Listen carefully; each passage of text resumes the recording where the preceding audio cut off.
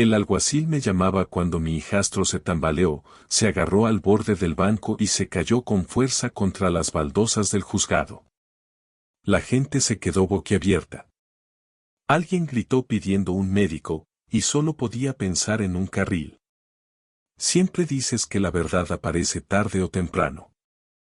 3 semanas antes, estaba de pie en el porche de la casa en West Ridgewoods Boulevard, la que había vivido durante 14 años, sosteniendo una bolsa de supermercado que ya empezaba a sudar a través del plástico. Se aclara la garganta, leche, huevos, un pollo asado que aún estaba caliente cuando lo recogí. El alguacil estaba justo a mi lado derecho, educado, de mediana edad, el tipo de hombre que huele ligeramente a loción para después del afeitado y aire invernal. Se aclaró la garganta como lo hace la gente cuando no quiere estar allí. Detrás de la puerta contra tormentas, oí el clic metálico de un cerrojo nuevo. Mi hijastro, Derek Holt, giró la cerradura con un movimiento lento y deliberado. No me miró de inmediato. Sonreía a su pulgar del teléfono, pasando rápidamente la pantalla como si fuera un recado más en su lista. Cuando por fin me miró a los ojos, dijo, «Ya no vives aquí». Las palabras no le cayeron de golpe. Llegaron a pedazos como granizo golpeando un parabrisas, dispersos, difíciles de procesar. Corrí a la tienda, dije. Mi voz me sonó extraña. Demasiado débil. Mis chaquetas dentro y mis pastillas. Necesito mi. Derek abrió la puerta lo justo para extender la mano. Me quitó la bolsa de la compra y la dejó caer en el escalón de cemento. ¡Pum! La leche se derramó.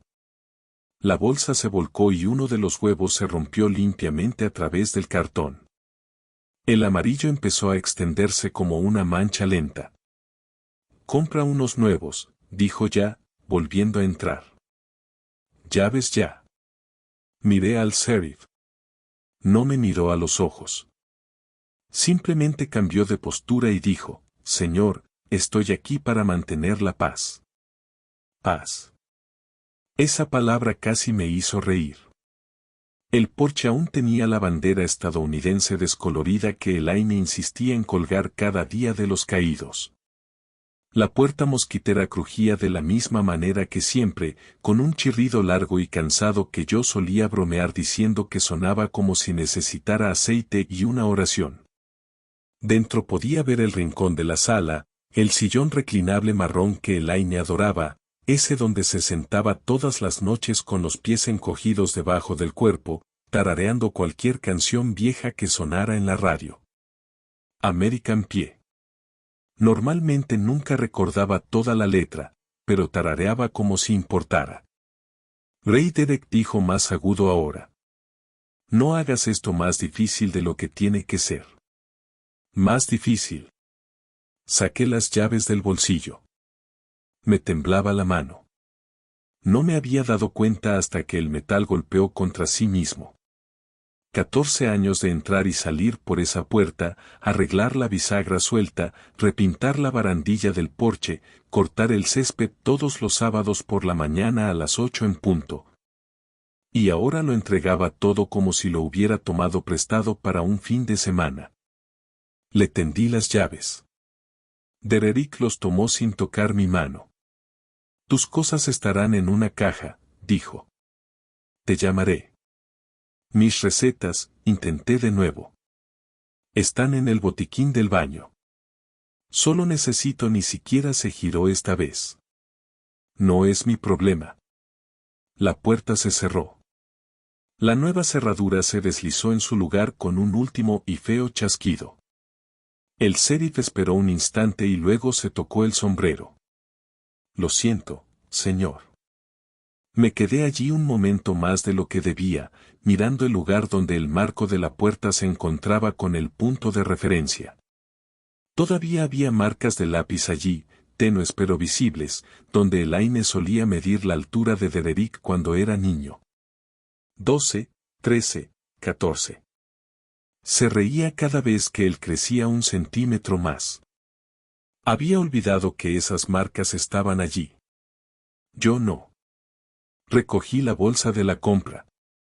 El fondo cedió por completo esta vez, y el pollo rodó sobre el escalón, la grasa empapando el hormigón. Lo dejé allí. Mi Ford Taurus estaba aparcado junto a la acera, el mismo sitio donde lo había aparcado 1000 veces. Un modelo 999. No era bonito, pero arrancaba cada mañana si lo tratabas bien. Abrí el maletero y metí lo único que Derek me había permitido llevar, una bolsa de lona con un par de mudas de ropa en una caja de zapatos que había cogido del armario del pasillo cuando no miraba. La caja de zapatos tenía mi letra en la tapa. Solo papeles importantes. Me senté en el asiento del conductor un buen rato antes de girar la llave. La casa parecía más pequeña desde la calle. O quizás sí. Empezó a llover al arrancar. No era una tormenta, solo una llovizna fría y constante que salpicaba el parabrisas y hacía que todo se desdibujara en los bordes. Conduje sin pensar y acabé en el aparcamiento de un supermercado a pocos kilómetros.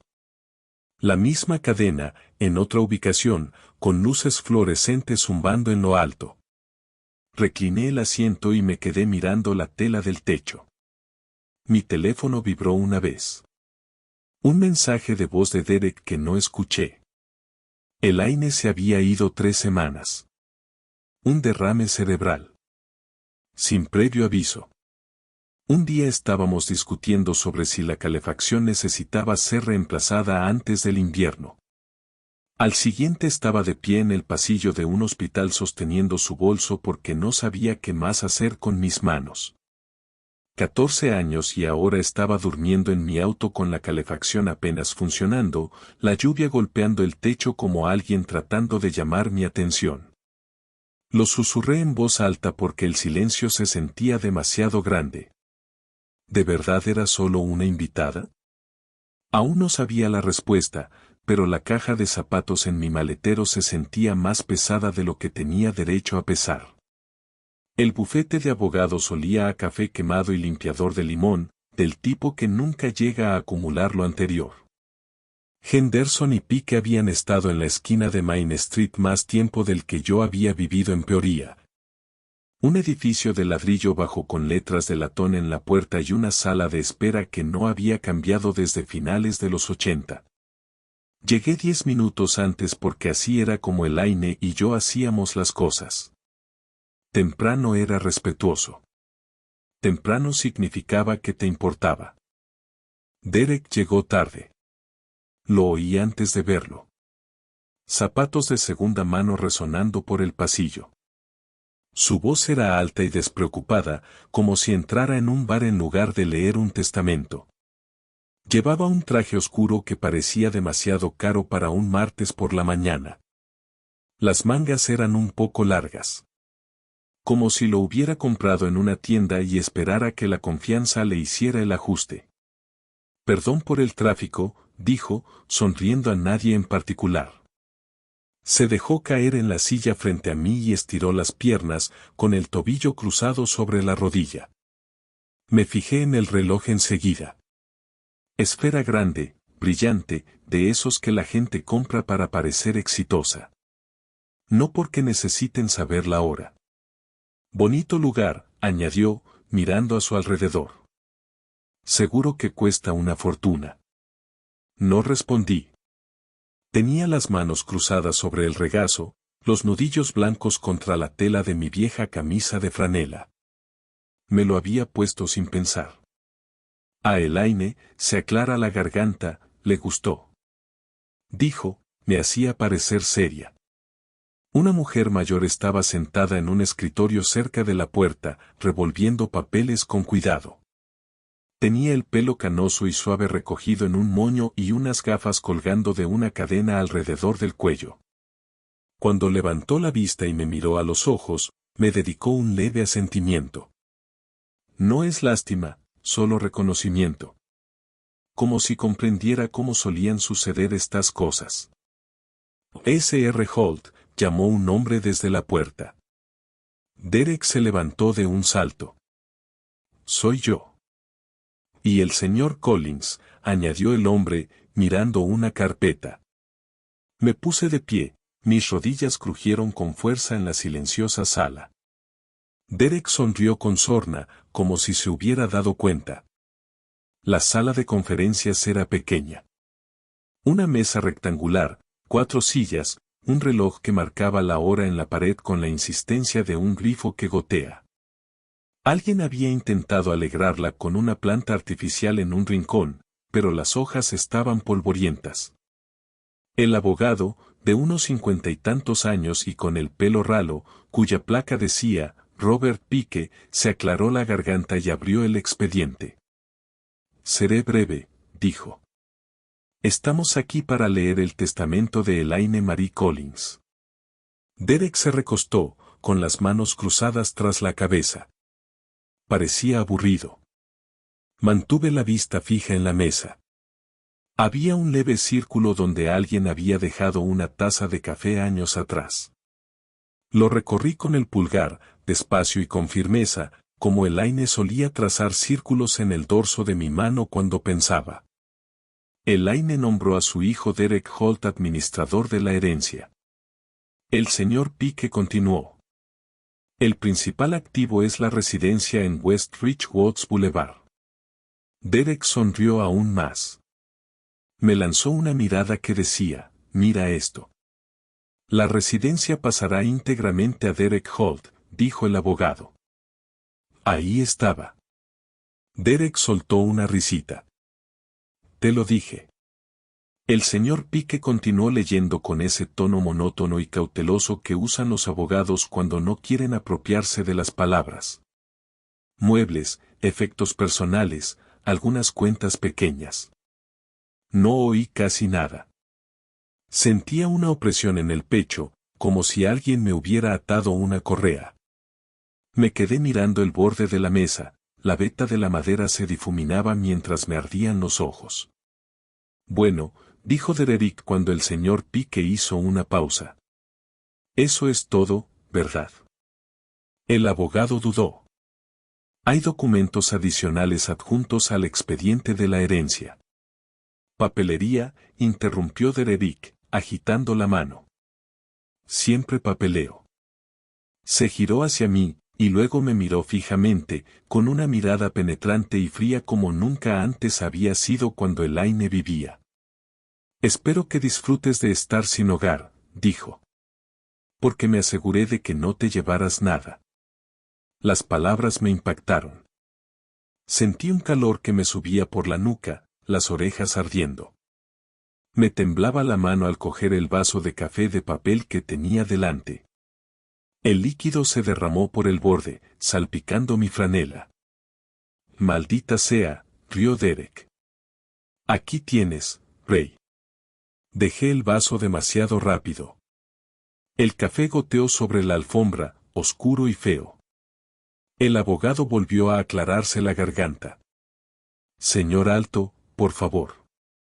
Está bien, dijo Derek. Él sabe cómo funciona esto, ¿verdad, Ray? No respondí. No podía. Tenía la boca seca y la lengua espesa. Mientras el señor Pike recogía el papel, algo en la carpeta me llamó la atención. Un sobre pálido, doblado una vez, con letra mayúscula en el anverso. Impuesto predial 2016. Mi letra. Lo había escrito sentada en la mesa de la cocina frente a mí. La tele zumbaba de fondo.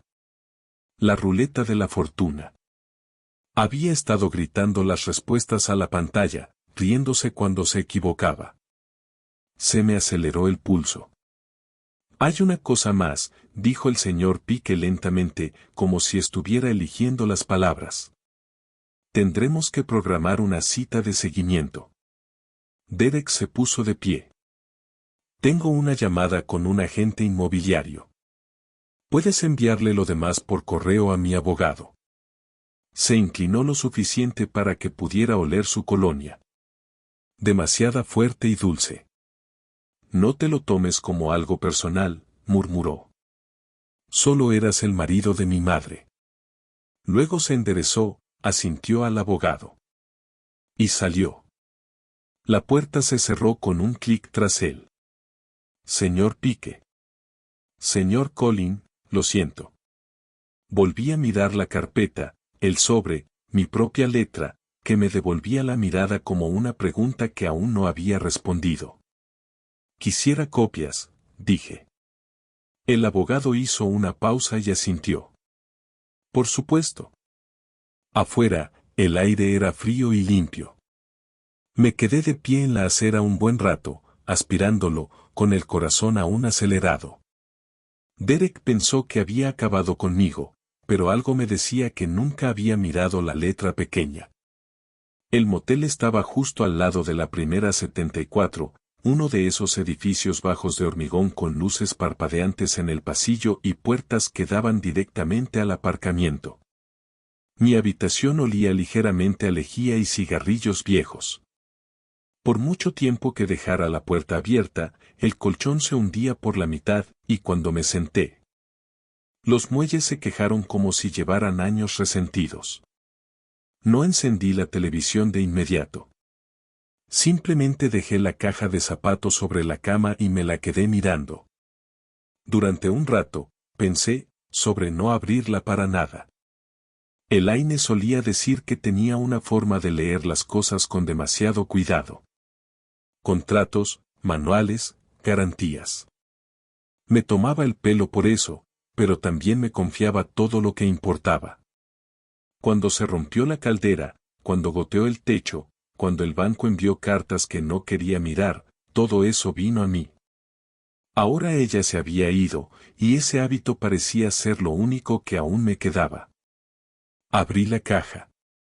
El papel se desparramaba en pilas desiguales, sobres amarillentos por los bordes, extractos doblados, notas manuscritas, recibos de Menards, viejos resúmenes de depósitos en garantía. Una carpeta manila etiquetada con la palabra casa con rotulador negro grueso. El televisor se encendió sin querer cuando mi codo rozó el control remoto. La estática crepitó y luego se convirtió en una repetición de más. Hapkeye decía algo sobre que la guerra nunca tenía sentido. Lo dejé en bajo. El ruido ayudó. Me senté con las piernas cruzadas en la cama y comencé a ordenar. Primero los extractos de la hipoteca. Año tras año, mi nombre aparecía claramente en la parte superior. Había olvidado cuántos había. 11 años de pagos mínimos, nunca omitido, ni siquiera en invierno, cuando la planta de agua reducía las horas. Y hacía horas extras para mantener la estabilidad. Tragué saliva y seguí adelante. Facturas de impuestos prediales, renovaciones de seguros, un fajo de cheques cancelados que había guardado sin más motivo que la costumbre. Entonces lo vi.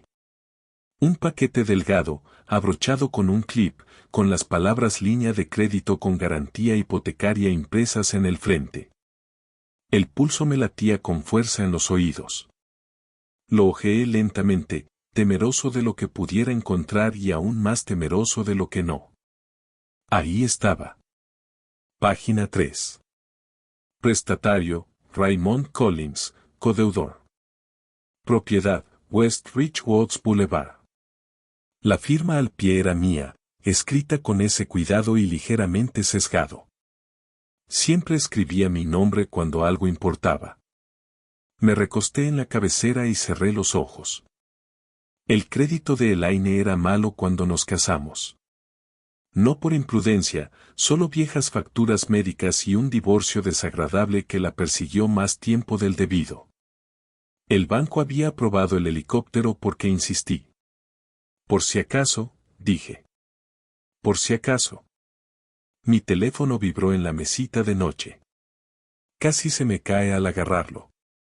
Ray, era Jim Keller, un antiguo compañero de la planta de agua. ¿Estás bien? Estoy aguantando, dije. Jim dudó. Oye, no quiero armar lío, pero Derek ha estado preguntando por ti, por tus finanzas. Les dijo a un par de tipos que te estabas aprovechando de su madre. Se me encogió el estómago. ¿Qué pregunta exactamente? Si tienes dinero, si vas a intentar algo. Miré los papeles en mi regazo. ¿Le dijiste algo? No, dijo Jim. No me pareció bien. Gracias, dije en voz baja. Después de colgar, me quedé allí sentado un buen rato mirando mi firma. Dererick estaba husmeando. Eso significaba que se sentía lo suficientemente seguro como para ser descuidado o lo suficientemente nervioso como para empezar a hurgar. Volví a la caja, con las manos firmes. Entre dos viejas facturas de servicios públicos había un trozo doblado de papel de cuaderno. Reconocí la letra de Elaine al instante. Letras redondeadas, como siempre se marcaba los ojos con pequeños círculos. Rey, gracias por mantener esta casa en pie. Sé que no siempre lo digo, pero veo lo que haces. Se me nubló la vista. Aplané el papel con la palma de la mano, respirando lentamente hasta que la opresión en el pecho se alivió. Esa nota había estado ahí todo el tiempo. Derek ni siquiera sabía que existía. Se aclara la garganta, el televisor volvió a crepitar. Risas del público enlatado. La vida continuaba en otro lugar. Reuní los papeles en pilas ordenadas. Hipoteca, impuestos, helicóptero, comprobantes, años de todo. No se trataba de quitarle nada a Derek. En realidad, no. Se trataba de no ser borrado. A la mañana siguiente, conduje hasta el pueblo y aparqué frente a una pequeña oficina con un letrero pintado a mano en la ventana. Jensen Lab Probate and Real Estate. El edificio no era elegante. La puerta se atascó al abrirla. Dentro, una mujer de unos 60 años levantó la vista de un cartel amarillo de abogados. Libreta. Cabello corto y canoso, zapatos cómodos. ¿Puedo ayudarte?, preguntó. Dejé la caja de zapatos en su escritorio. Creo que sí, dije. Pero voy a necesitar que leas la letra pequeña. Arqueó una ceja. Luego sonrió levemente. De acuerdo, dijo. Veamos qué tienes. Marle Jensen no se apresuró. Eso fue lo primero que noté. Leía cada página como Elaine leía recetas. Un dedo lento y deliberado siguiendo las líneas como si escuchara algo debajo de las palabras. Su oficina olía a papel viejo y café solo. Una sola ventana daba a la calle principal, donde pasó una camioneta con estruendo y alguien se rió en la acera. Esto no es nada, dijo Mara por fin, golpeando el paquete de brezo con su bolígrafo. Esto es palanca, solté un suspiro que no me había dado cuenta de que estaba conteniendo. Pero ella siguió levantando un dedo. No es un martillo. Todavía no. Me lo explicó con la sencillez que yo apreciaba. La línea de crédito seguía vigente. La escasez era real. Cualquier venta o refinanciación de la casa la obligaría a salir a la luz. Y mis registros, los pagos de la hipoteca, los impuestos y el mantenimiento me daban una posición sólida para presentar una reclamación ante un acreedor mediante el proceso sucesorio. El truco, dijo, es la paciencia. La paciencia nunca había sido mi problema. Silencio, tal vez. Esperar sí que me servía. El juzgado se convirtió en mi segundo hogar. El condado de Poria no tenía prisa por ayudar a nadie, y menos a un hombre con una caja de zapatos llena de papeles viejos y sin cita previa. Esperé en sillas de plástico bajo luces parpadeantes. Pagué las copias. Llené formularios y los tripliqué, con la mano acalambrada a mitad de camino. Una vez, un empleado deslizó mis papeles por el mostrador y dijo, le falta una prueba documental. ¿Cuál?, pregunté. Se encogió de hombros. Dígamelo usted. Regresé al motel esa noche, más cansado que enojado. Me tumbé en la cama escuchando el zumbido de la máquina de hielo afuera y me pregunté. No era la primera vez que Elaine se decepcionaría de mí por haber insistido tanto. Esa noche soñé que estaba de pie en la cocina, con los brazos cruzados, viéndome leer una pila de documentos. «Lo estás haciendo otra vez», dijo. «Haciendo lo que te pedí, asegurándote de que no nos quememos». Me desperté antes de poder responder, con el corazón latiendo con fuerza por la nota suya, todavía doblada en mi billetera. Mientras tanto, Dererick estaba ocupado. Me enteré por todas partes. De Jim en la planta, de un tipo en el restaurante de pescado frito VFW que no se dio cuenta de que estaba parado a 2 mesas de distancia. Derek estaba arrancando el viejo jardín, poniendo algo nuevo, hablando de aumentar el valor y venderlo rápido.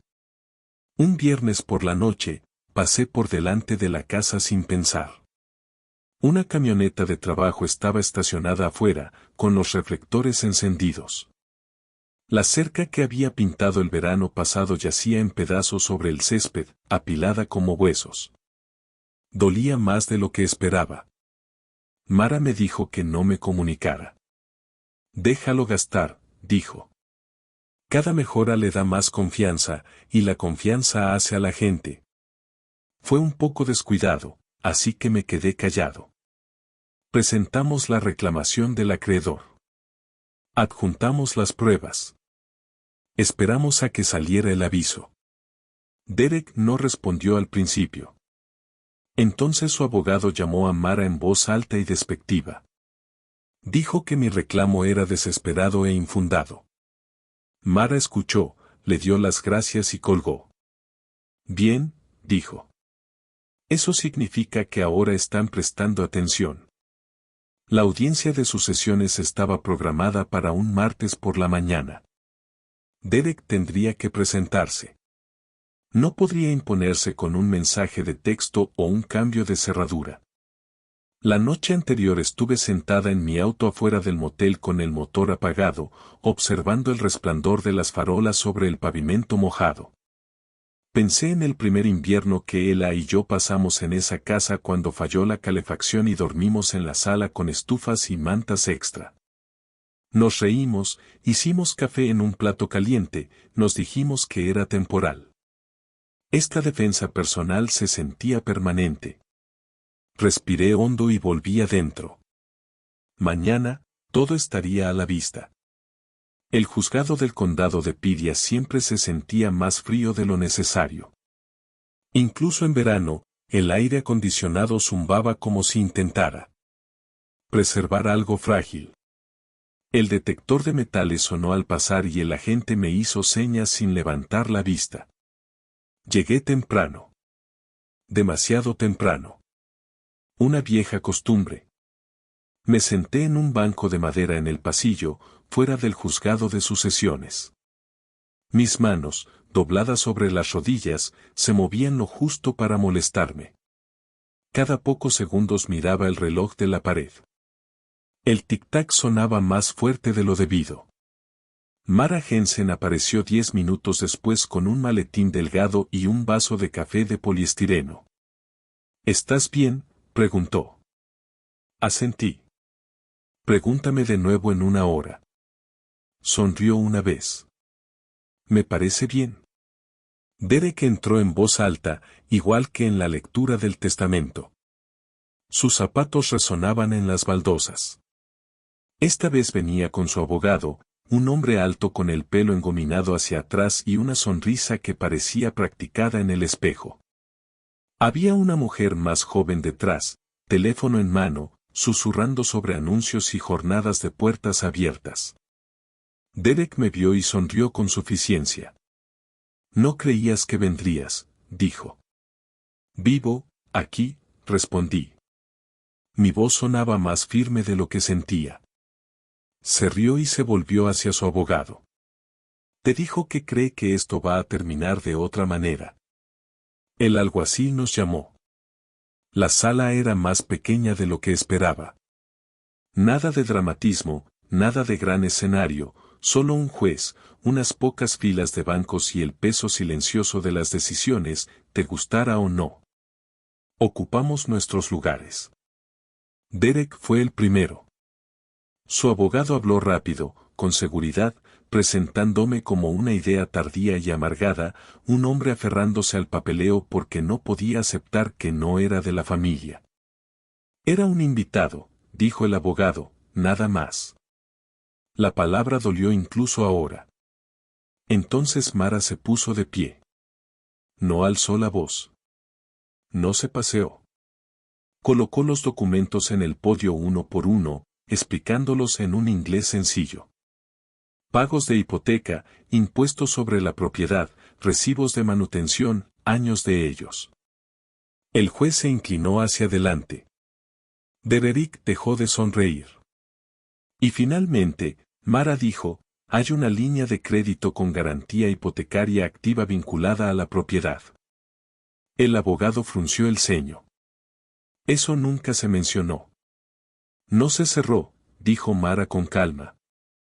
Y el señor Collins es el único garante. El juez miró a Derek. ¿Es correcto? Derek abrió la boca, la cerró, miró a su abogado. Eso es. Eso no puede ser, dijo. Mi madre no lo haría. Lo hizo, dijo Mara, porque confiaba en él. La sala quedó en silencio. El juez pidió información financiera. El abogado de Derek sonrió con suficiencia y me pidió lo mismo, claramente esperando un chiste. Mara le entregó una sola hoja. El juez la leyó lentamente. Vi cómo cambiaba el rostro de Derek mientras leían los números en voz alta. Mi pensión, mis ahorros, el dúplex que compré años antes que el AINE y que nunca vendí. No era rico, pero no estaba arruinado, no era desechable. Y cuando se tiene en cuenta la reclamación de los acreedores y la escasa prioridad, el juez dijo que la posición neta del señor Collins superaba el patrimonio restante de la herencia. Derek se levantó demasiado rápido. Eso no es posible, dijo. No tiene nada. Me aseguré de ello. El juez miró por encima de sus gafas. Siéntese, señor Holt. Derek no lo hizo. Su rostro se había vuelto pálido, el sudor le golpeaba en las sienes. Dio un paso atrás. Chocó contra el banco y extendió la mano como si la habitación se moviera. Entonces sus rodillas se doblaron. Cayó al suelo con fuerza, el sonido resonó por la sala. Alguien gritó. El alguacil se abalanzó hacia adelante. El agente inmobiliario jadeó. Permanecí sentado. Me temblaban las manos, pero las junté y respiré. La nota de Elaine presionó cálidamente contra mi pecho y mi billetera. El juez llamó a un receso. Mientras la gente se agolpaba alrededor de Derek, miré el espacio vacío frente a mí y sentí algo asentarse dentro de mis huesos. No victoria. Alivio. Se llevaron a Derek en una camilla. Esa parte todavía me resulta extraña. No me puse de pie. No me incliné para mirar.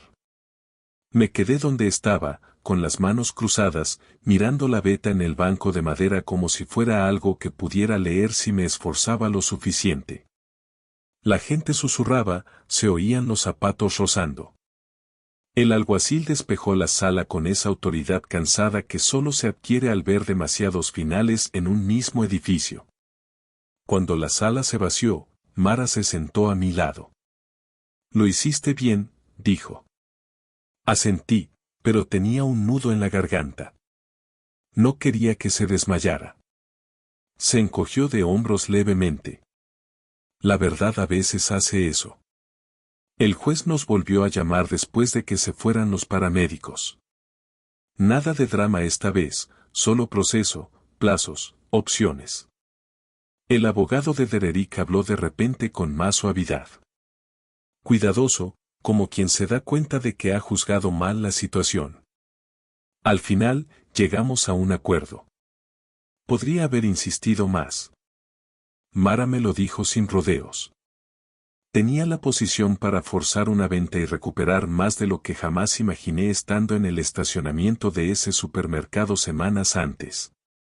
Pero allí de pie, escuchando el movimiento de papeles, seguía viendo el rostro de Elaine, ni enfermo ni cansado, sino con su aspecto en las tranquilas mañanas de domingo, descalza en la cocina, con café en la mano, tarareando sin darse cuenta. Así que elegí lo justo. Derek se quedó con la casa con la condición de que mi reclamación a los acreedores se pagara en su totalidad y la deuda se resolviera correctamente. Sin atajos, sin favores, papel limpio, ruptura limpia. El cheque se cobró 2 semanas después. No lo celebré. Compré un sillón reclinable usado en un lugar de la avenida Knoxville y una pequeña mesa de comedor que encajaba perfectamente junto a la ventana. Me mudé a un bungalow de una planta cerca del río Illinois, lo suficientemente cerca como para oír el agua por la noche si las ventanas estaban abiertas.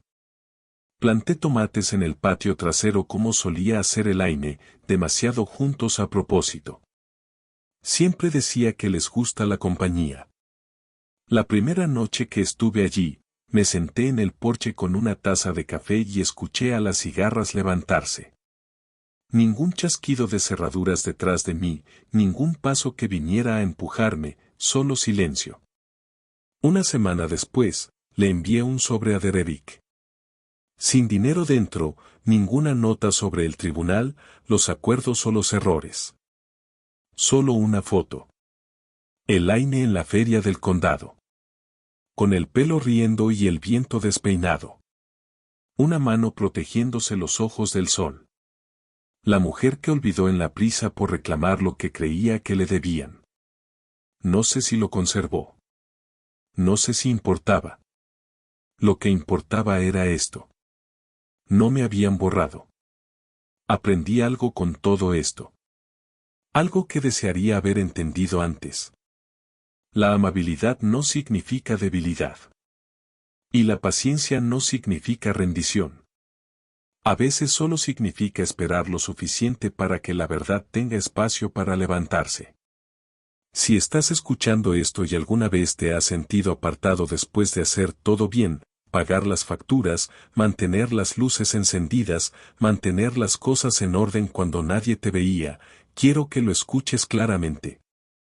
Tú importas. Tu trabajo importa. Tu nombre en el papeleo importa. Y nunca es demasiado tarde para defenderte de la manera correcta. Si esta historia significó algo para ti, compártela con alguien que pueda necesitar escucharla. Tómate un minuto para revisar tus propios papeles. Y si quieres escuchar más historias como esta, victorias silenciosas ganadas con esfuerzo, suscríbete y síguenos. A veces la justicia no grita. A veces, simplemente espera.